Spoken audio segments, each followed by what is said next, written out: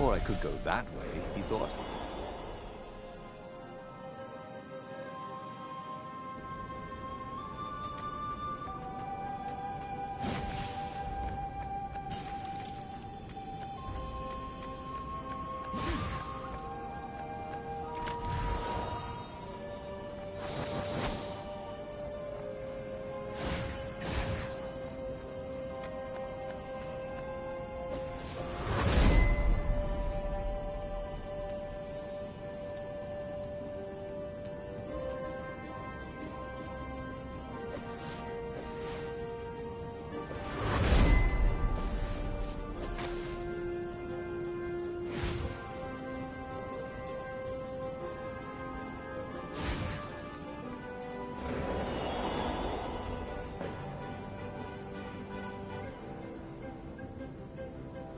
The world was so beautiful. Everything was glowing, breathing, alive. Except, okay, the ravens he'd killed. The wind was alive, like a million fingers caressing his hair. He'd never felt so powerful. He'd never felt so sexy. Somewhere down the path would be the Emperor. Renato would slay him, the most powerful man in Erda. And the Iblis Stone would give Renato all that power. And he would be Emperor. And then he would set everyone free.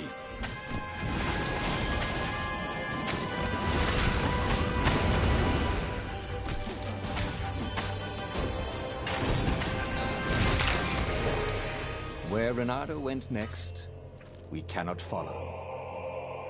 Yet.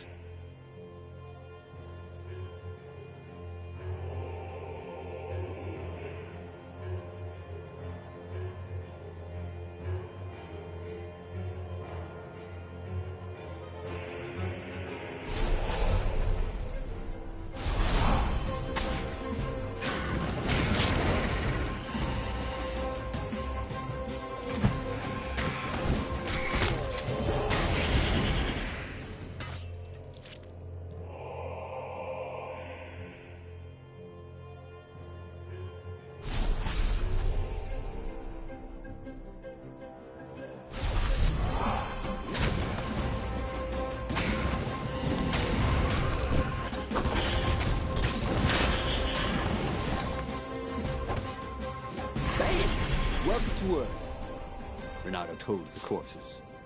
It was something he'd seen in a play once.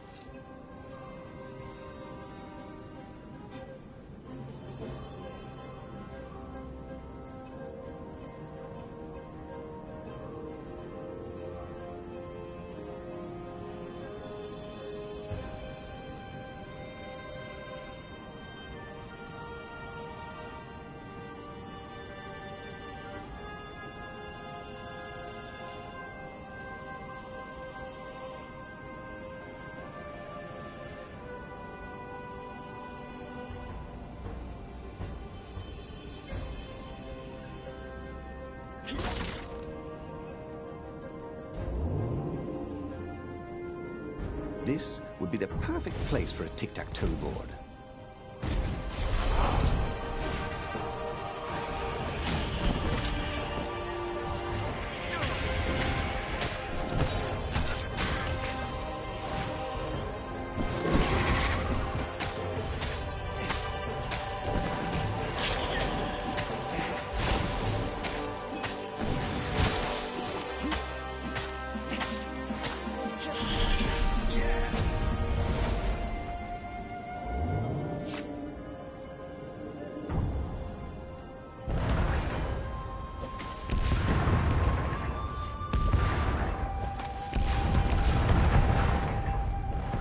Don't look down, he thought.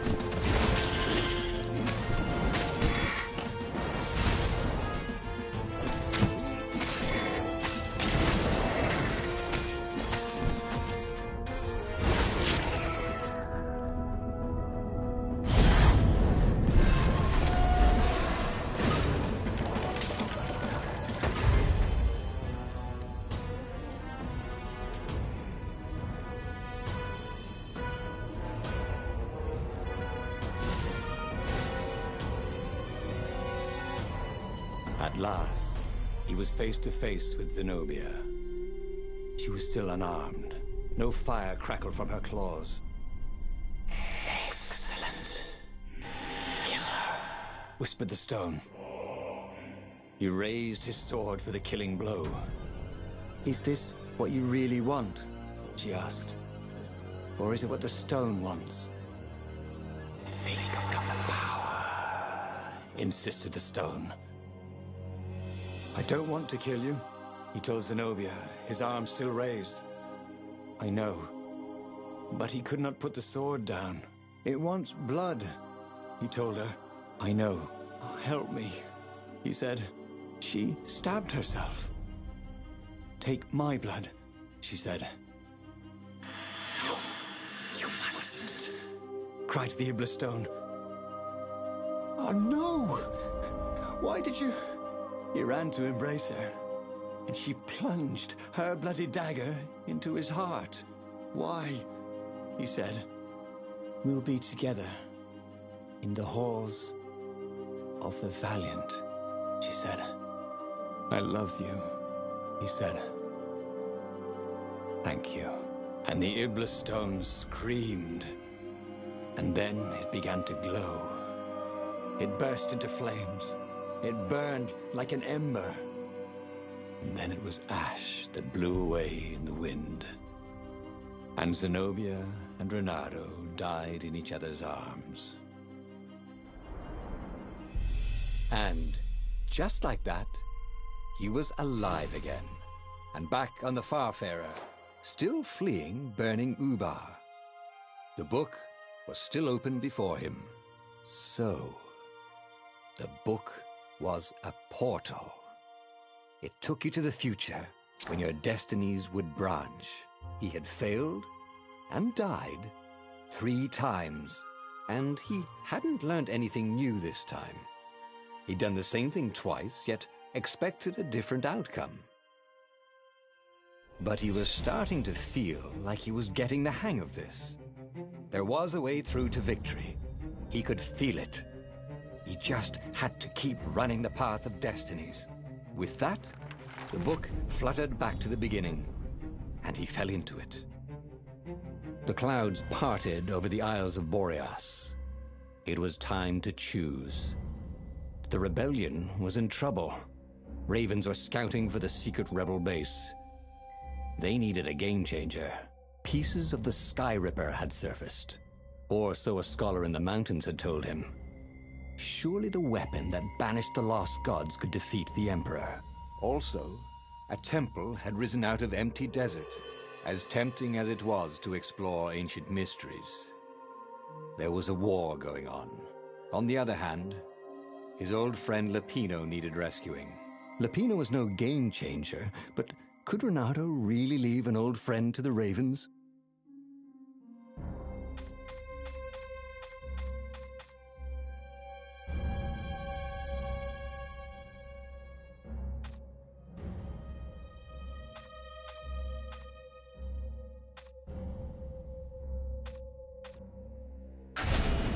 Every child knew about the Sky Ripper. The Transcendent Emperor had buried its pieces. What could have brought them to light? This Emperor, Isengrim III, had once been kind, but he'd gone mad. And now he was conducting secret, obscene rituals to bring back the lost gods. Had he, somehow, summoned the long-lost components of the legendary weapon out of the deep places of the earth? It was more than Reynardo could fathom. But if he could find a legendary weapon, he would use it.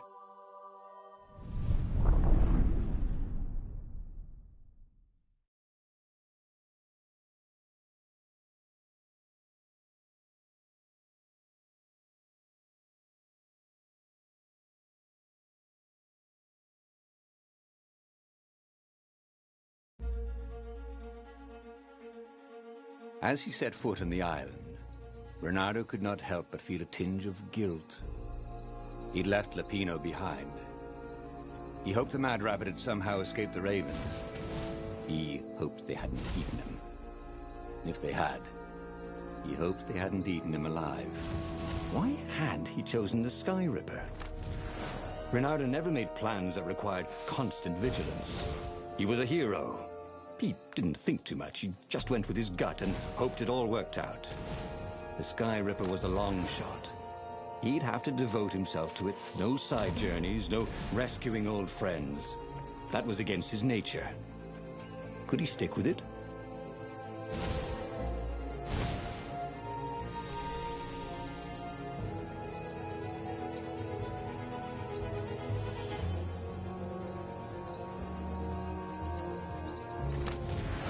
This chest made music when you opened it.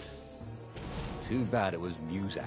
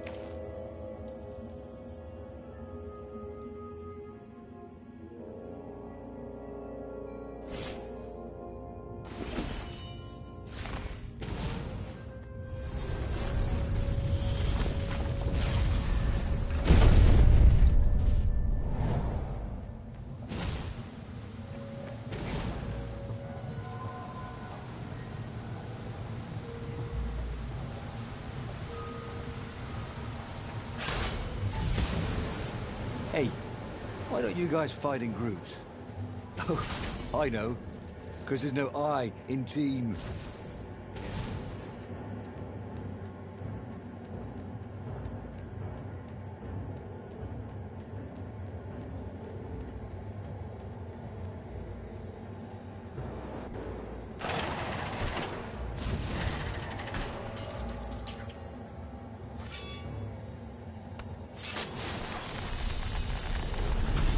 What's behind door number 2?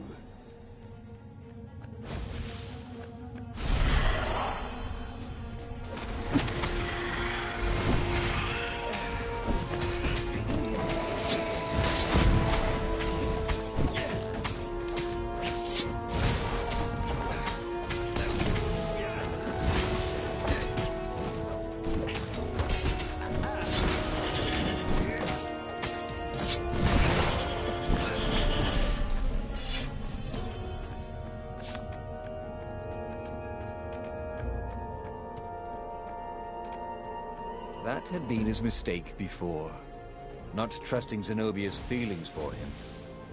But how could he have known, after all these years of silence? There was an inscription on the platform. Balaleka lessons, with an address.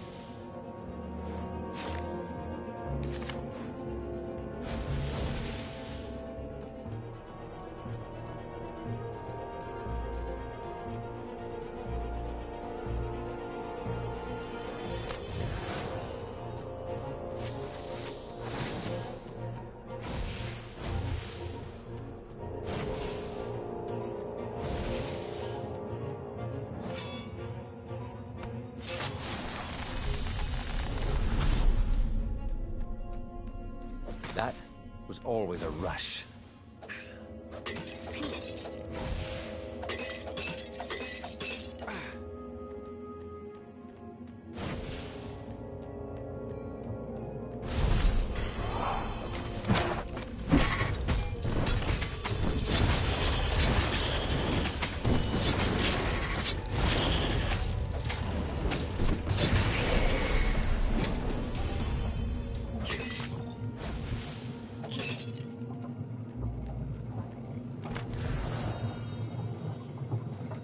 Blood on this one, so it hadn't saved its owner.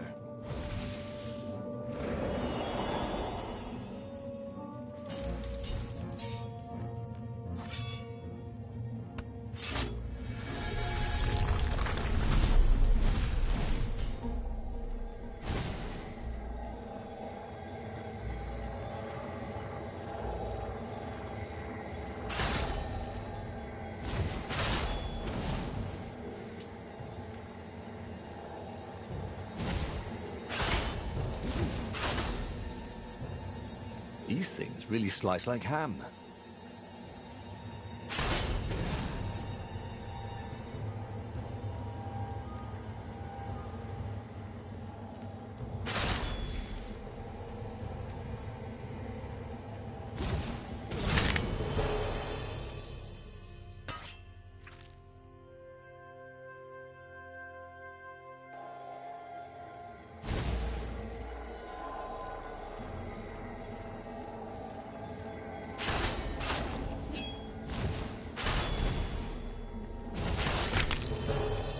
There was a radiance at the end of a long, dark tunnel.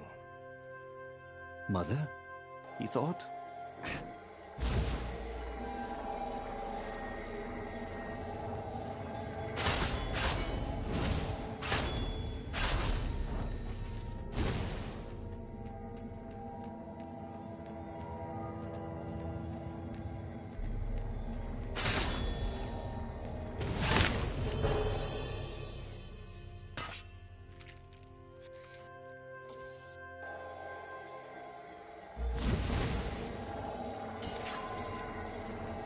The mysterious sword from the east made you so fast you could catch a fly with your chopsticks. If that's what you really wanted.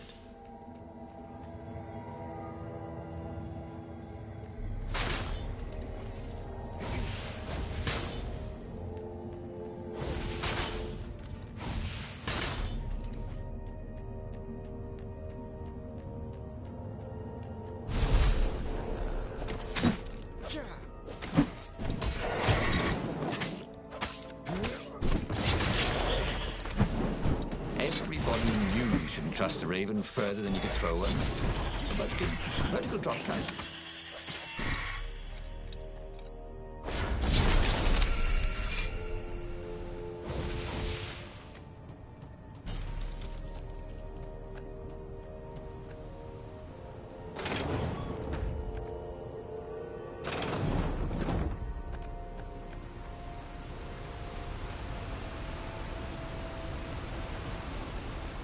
See?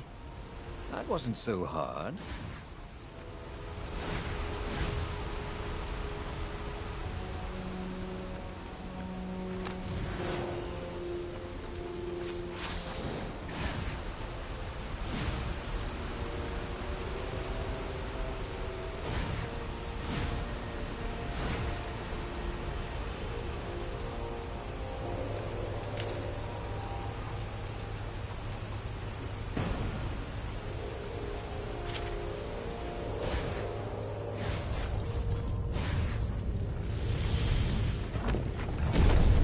There it was.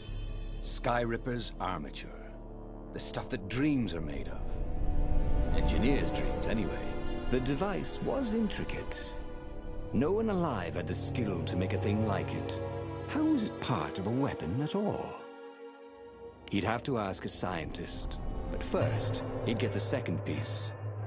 Skyripper had a heart. A core that had come to rest on the next island. Well, there was another island he could reach. Zenobia had just invaded it with her father's Raven battalions. She must be encamped there still. But fighting Zenobia now, that made no sense at all. He'd already sacrificed one friend to get this armature, was it? He didn't need to hurry to face her. She would find him.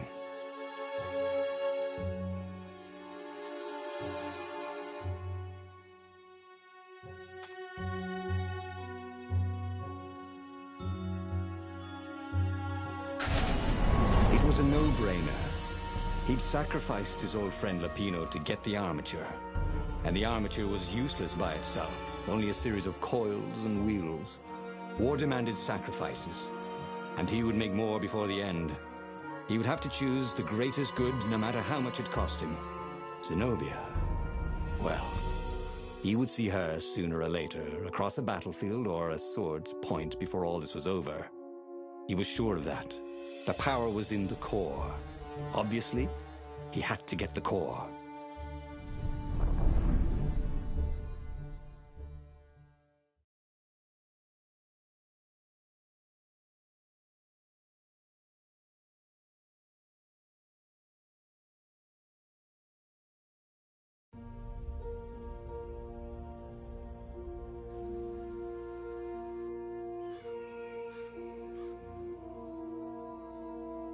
He looked up at the old trees around him. They were so big and so old. They'd been there before he was born, and they'd be there after he'd passed into legend. Was he confronting his own unimportance? What had got into him? He was no philosopher. Anyway, who cares? He was plenty important. He was a hero, and soon he'd prove it.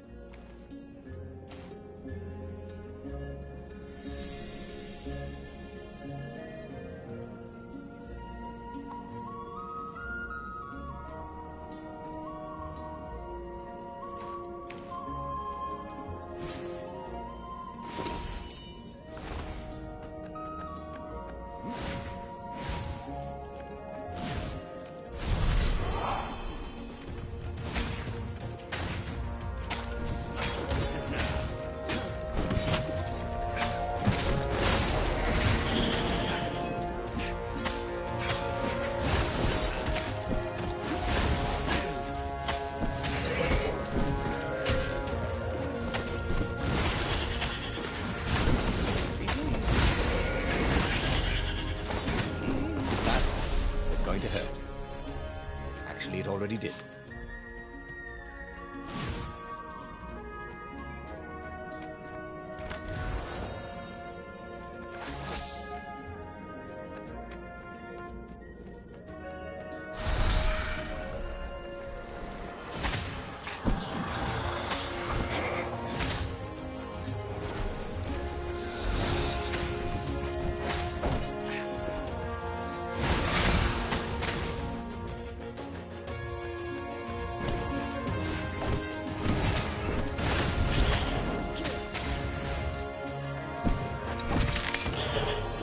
Wallabies, he thought.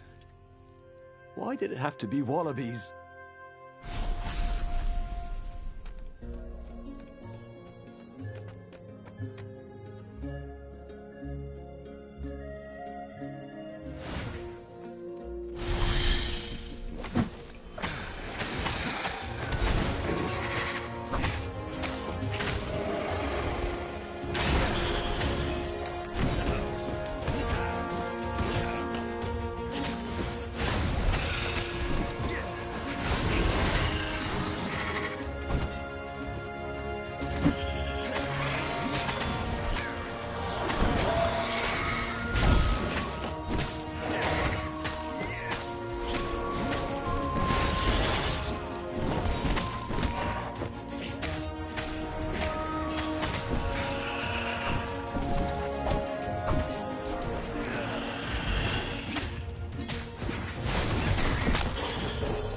One small step for a fox, he thought.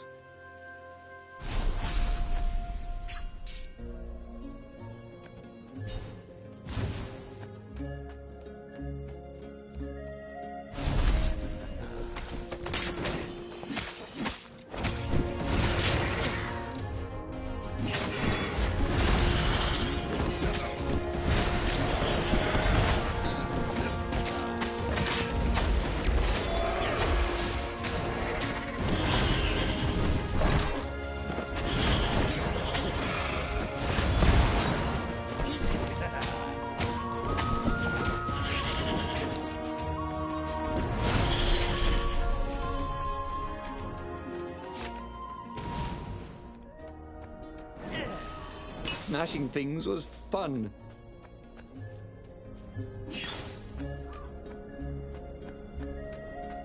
You almost never saw wild gogglers together like this.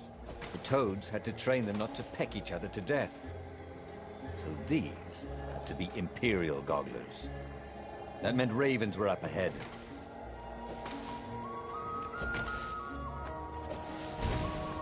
There were fewer and fewer trees. There were only these huge crystalline growths. Had those been here before? He no longer heard birds except for the feverish cawing of the ravens when they attacked. He couldn't smell the small animals of the forest, the mice and rabbits. Where had they gone? And he was getting hungry too. This was an unhealthy place to be.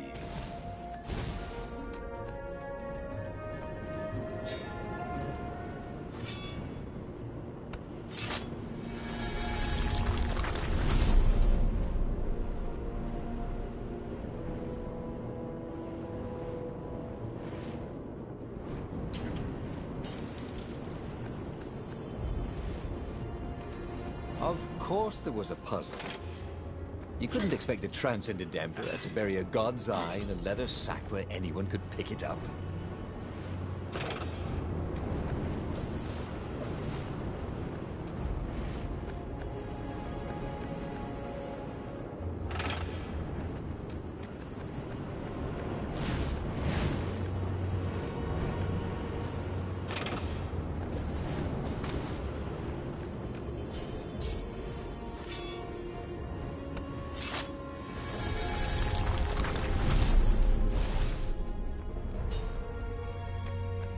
Hey.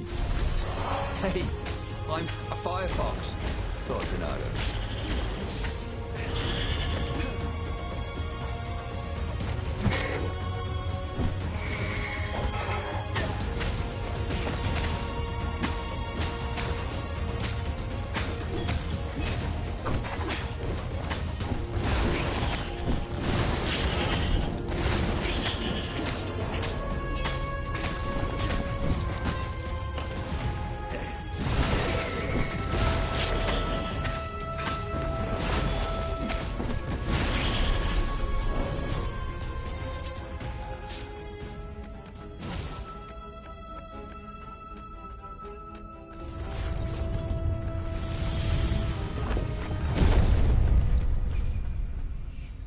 The 20-sided core made him feel physically sick. Once he had sneaked into a temple of the dark arts, and he hadn't liked what he smelt and saw there. This felt like that. As quick as he could, he wrangled the icosahedron into the armature. The wheels began to spin, then glow. The sick feeling quickly spun away. Now he only felt sad. He had lost good friends for this war apparatus. He carried his prize back to the Farfarer. Now, he had to make his next move. There was a key Imperial outpost on the Nexus. If this really was some sort of superweapon, he could use it to wreak havoc on the enemy. And if it wasn't, well, better to know that before the final battle. But maybe he should show it to some scientists first. There was an observatory on the Nexus. Maybe he should go there before he fired it. Well, of course. If you've just assembled a weapon out of legend that can exile gods from the world, you'd want to have a scientist or two look at it. And even if they disagreed and he had time, you could ask Calaveras himself. Yes, the observatory would be his objective.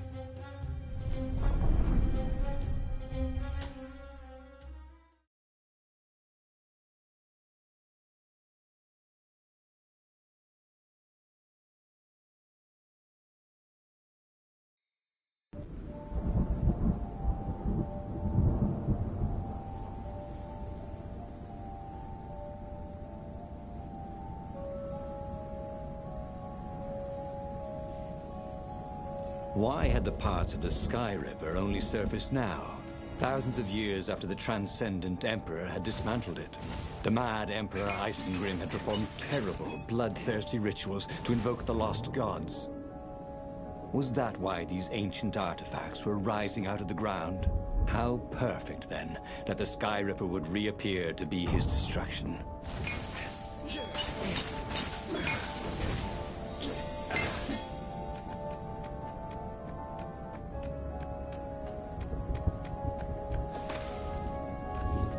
What was really fun was hooking yourself onto a moving ship.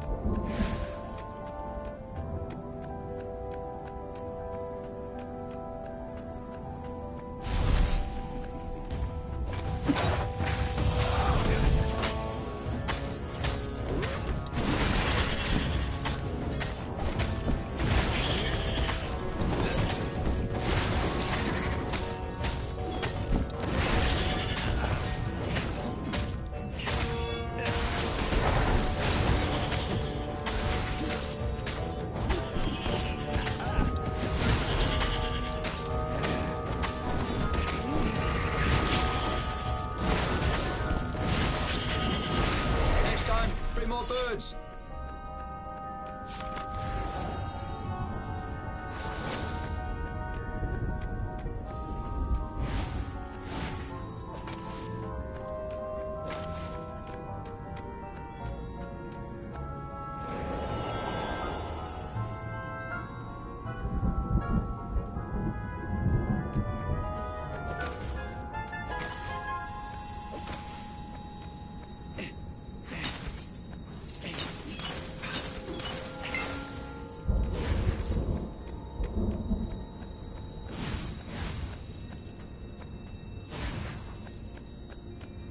If they didn't want their things broken, they really ought to make them stronger.